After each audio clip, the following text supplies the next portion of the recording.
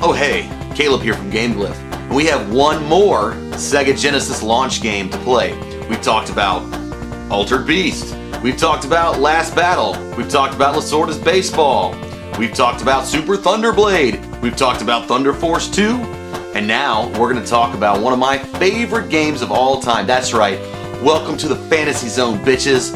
We're talking about Space Harrier 2.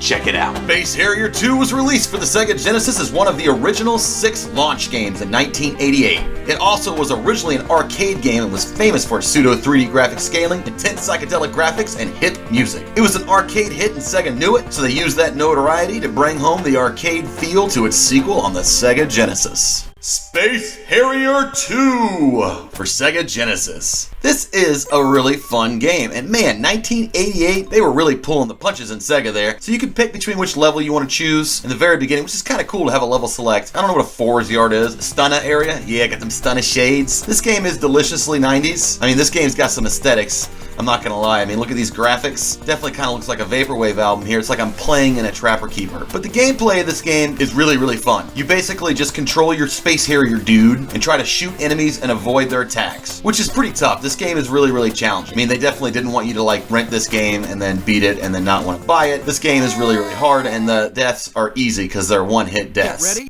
From a gameplay perspective, this game totally still holds up in time. It's a really fun, fast-paced shooter. Now, what makes this game a little bit hard is there's no crosshair, and it's from the behind perspective. So it's a little bit challenging to actually aim at your enemies, but you gotta get used to their patterns, and that's the real trick to this game. Because this game is hard, it gets aggressively harder and harder the more you get farther into the game. You have to really study the enemy patterns, and you're gonna die a lot in this game until you get used to it. You have to follow your enemies a little bit with the way that you move. You can't stay on the ground too much or you'll die. The game auto-scrolls. It never stops. There's no moment where this game actually slows down and stops. But the gameplay is still really fun, high energy, fast paced. It's a really, really good shooter with really unique gameplay. The only game I could compare the gameplay to in this game is 3D World Runner on regular Nintendo, which this game is, in my opinion, vastly superior to that tech demo.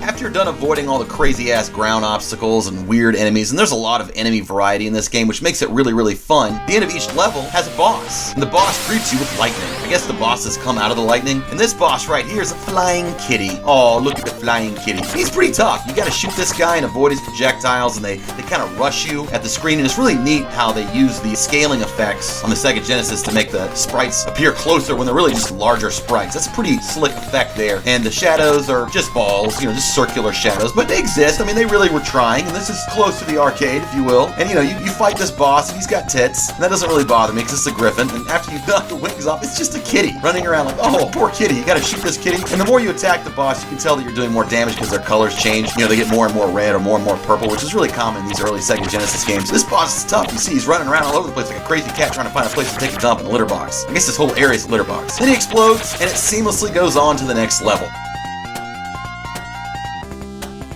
Falpy-Ram? What the hell's a Falpy-Ram? That's a weird name for a level. It's like they were playing Scrabble and just randomly put letters together to make up words. The controls in this game are absolutely tight and solid. There's absolutely no issue with the controls at all. Again, I use my joystick to play this game just because it feels more like the arcade classic. There's really only one button that you need to worry about. Shoot. Everything else is just avoiding enemies and avoiding obstacles. The controls in this game are solid. There's absolutely nothing to say or complain about with the controls. Again, this is another one of those games where when you die, that's on you.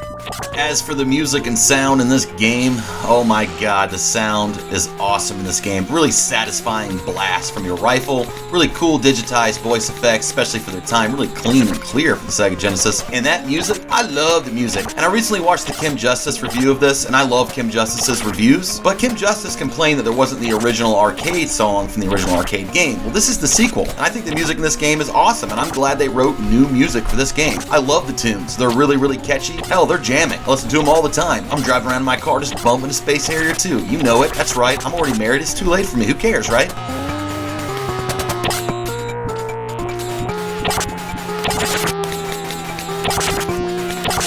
I talked a little bit about the graphics in the beginning, but I can't really do them justice if you don't play this game. But this game looks awesome. I mean, again, this game looks like you're playing Trapper Keeper the game. This game has more aesthetics than every Vaporwave album ever released put together. It has more aesthetics than the entire Microsoft clip art collection. The graphics of this game look great. I love the sprite work. I love the way the characters look, as far as the enemies, as far as the bosses. Even the main character sprite is awesome. Really, really good, fast-paced, psychedelic graphics. This game is crazy to look at. There's a lot going on all at one time on the screen. There's not even a modicum of slowdown. At the end of this game, you have to fight every single boss that you fought in the entire game in a row. That's right, even Loveface. Yep, you gotta fight Loveface again. And this is a really hard part, which is really more as like an endurance test to see if you really, really freaking deserve the ending of this game, which you're really gonna hope is gonna be worth it at this point, because every single boss in a row is very, very taxing and really, really hard. So I hope you memorize all those patterns, because it's pretty tough. And then you fight Dork Harrier, who's the end boss of this game. I guess he's like the evil Nega version of Space Harrier. And he is freaking hard as crap because he like disappears and vanishes and just moves all over the screen, and he's a complete pain in the ass. He's kind of a dick too. So the ultimate question here, is this game